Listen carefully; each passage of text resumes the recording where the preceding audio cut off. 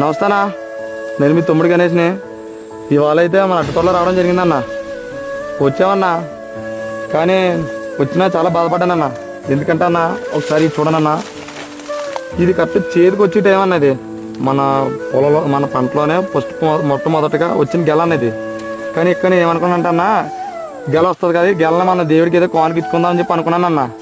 కానీ నాకు చాలా బాధ అనిపించింది అన్న. కరెక్ట్ మధ్యకి ఇరిగిపోయిందన్న. ఇది దేని కూడా పనిచేయదన్నది. అంతేనన్నా, మరి రైతులో కష్టాలు ఎంతో కష్టపడతామన్నా, రేయనక పగలనక కష్టపడతామన్నా.